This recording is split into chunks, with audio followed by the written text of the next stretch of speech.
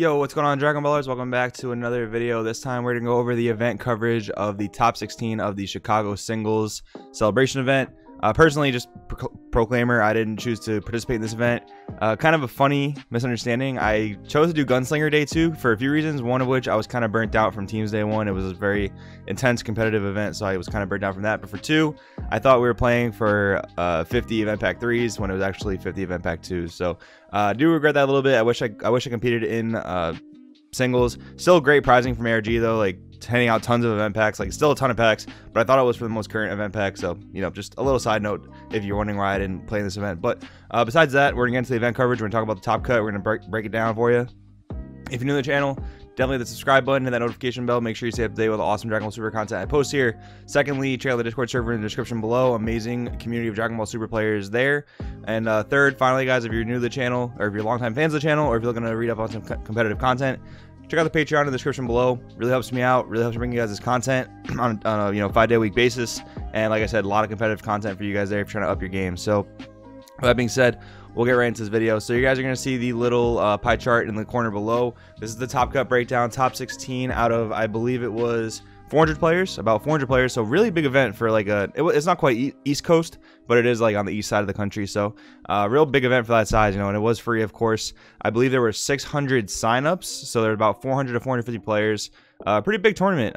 They did cut it to 6 rounds because they wanted to complete top cut in day 1. There were only 2 XOs at the end of Swiss though, so I mean, not totally skewed reports. I know some people call these celebration events, slightly skewed because they don't finish the complete rounds. They do top cut in one day, but I mean, we see the same players, topping these events a lot of the time, and a lot of strong players, a lot of strong decks topping the event. So while I do see that point that it's not a full tournament in terms of like it's not the maximum rounds per the amount of players, only 1 XO at the end of rounds. I believe this was also the longest celebration event so far, like with 6 rounds. I believe like Canada was 4 rounds. I think that Charlotte was 5 rounds, and this was 6, I believe. So we're slowly getting there, I guess. And I think the results are still very relevant, and I think they really tell us what decks are strong. But at the same time, I am under the impression that people are still tinkering with the new stuff and not quite integrating it to the old stuff, right? So I think like stuff like Herudegarn, I think stuff like normal Shenron, I think stuff like that is still really powerful, especially combined with all the current stuff and the new stuff from Destroyer Kings.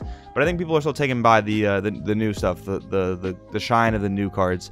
So yeah, I do think that is going to start to integrate as we get more and more into this format. But for right now, we have the top 16 of Chicago Celebrations, and it's a really interesting top cut, so we'll get right into it.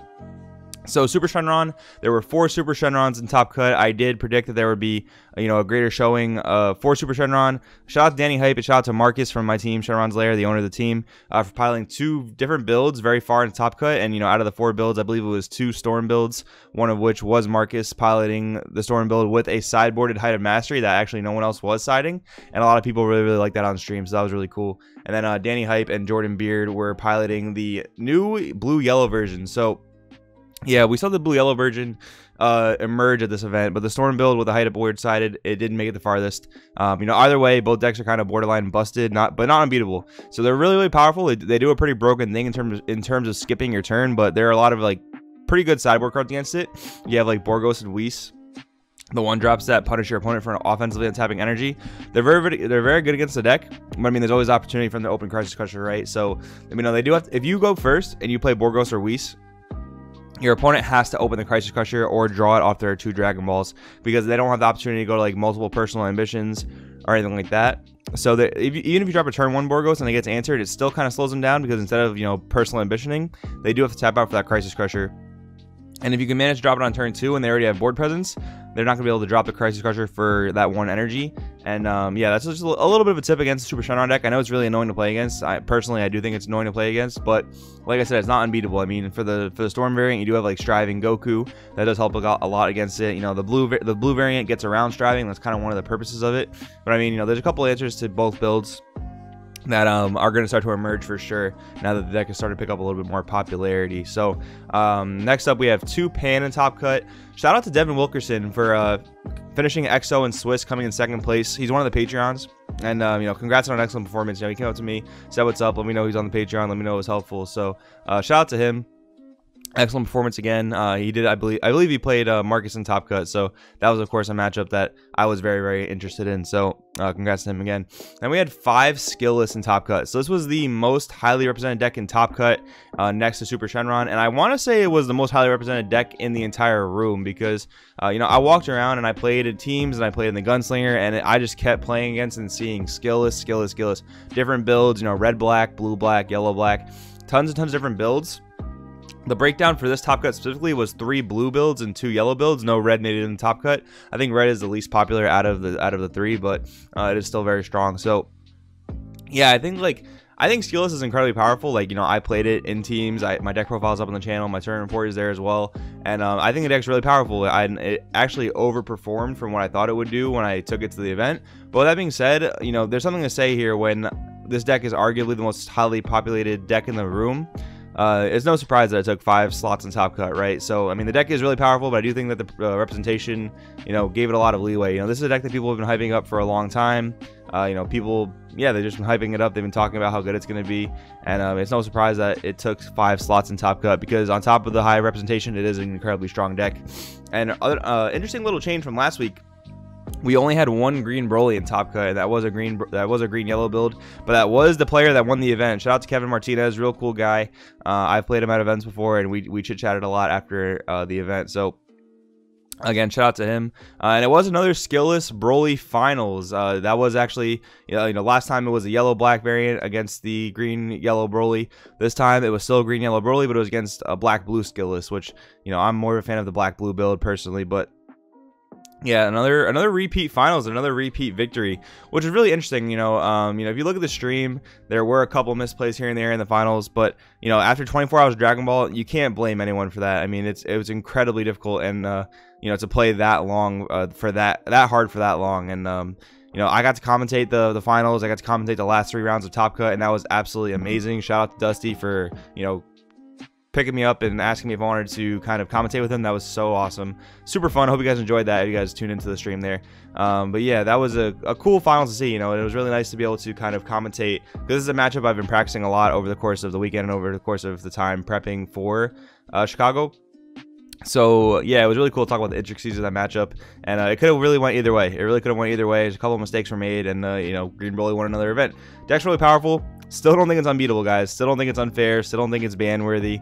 Really powerful, but very, very beatable. And you just got to know how to do it, because like I'm posting some stuff on the Patreon actually recently that goes more in depth about that, so check that out if you are interested in that down below in the description. So moving around the wheel, we've got Vegeta Baby with 1 slot in Top Cut. This is surprising, but not surprising at the same time. So this is a deck I really heavily considered bringing to this event. You know, I wanted to play it for teams, but my teammate Jose was really invested in red, so we let him play it. And you know, this is a deck I was considering taking to singles, considering playing in the Gunslinger, but yeah, it's really powerful. It doesn't have any unwinnable matchups by far. I mean, you can play against everything. Revenge Death Ball is a really, really busted card, and yeah, it actually does have a great matchup against skillless, because their 1-drop Kid Goku will just never sit on the board, right? So if their 1-drop Kid Goku can't just sit there and accrue value, they're gonna have a pretty tough time. So, and the really interesting thing about the build that topped here, you know, it main decked the Gogeta BR red stuff. So that was like you're prepping for Fusion Gokus, your Harmonic Gokus and Vegetas, and your God Strike Gokus and Vegetas. And the you know, 4-drop Gogeta, sorry, 6-drop that you fuse for 4, and then, you know, the EX Evolve that clears the board. So that was actually the main deck of that deck. There was no actual baby stuff in it and no chain tech stuff in it, except for Revenge Death Ball. That was the only baby card in the deck, which is really interesting to me.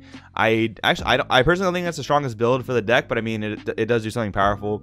It is really good against skillless, because, you know, they go wide on the board, so it's got its merit for sure. But yeah, really interesting nonetheless. And then 2 yellow Broly in Top Cut. So this is a deck that we're not really talking too much about anymore, but it is still pretty powerful.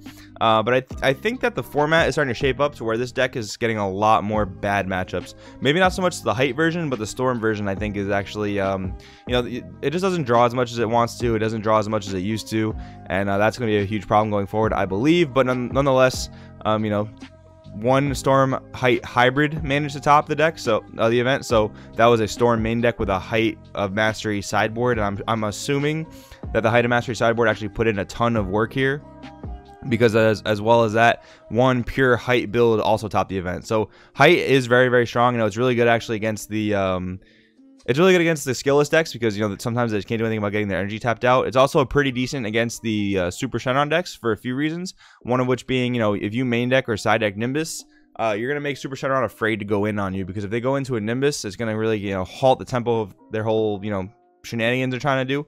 So that's another good reason to play that deck. And once you get to that turn 4, you can really do some damage to Super Shenron by tapping them out, because since they're a black leader, they have no real way to untap energy.